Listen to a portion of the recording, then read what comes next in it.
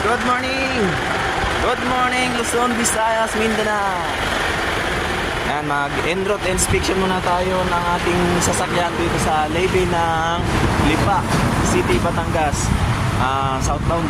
So, check muna natin yung mga lashing natin. Baka may lumuwag dyan or naputol. Ayan, ganito yung ginagawa ko mga buddy pag nagbiyahe.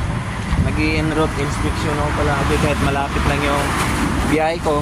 So actually sa Santo Tomas lang ito kinuha namin tong mga pangarga ko, at sa Batangas pier namin to i-deliver. Pero kailangan lagi natin i-check yung mga lashing natin. Mag-check tayo palagi ng lashing. Ayan, mag-en-route inspection tayo. So meron bang mga lumuwag na tali.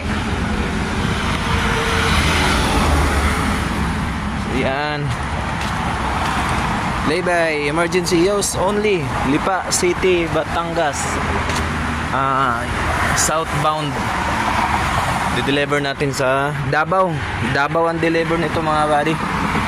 Ito mga pangarga natin Davao, pero sa pier ng Batangas natin ito ibababa at isasakay ito ng barko papuntang Davao.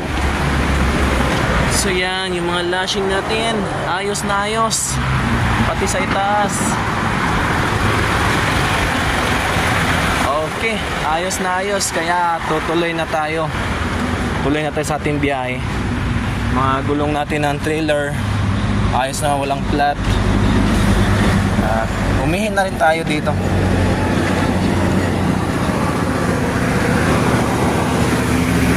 Ay, hila si buddy, nahila. Nahila si Musang. Nahila si Buddy. Kaya tutuloy na tayo.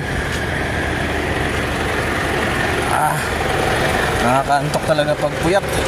Tapos mainit.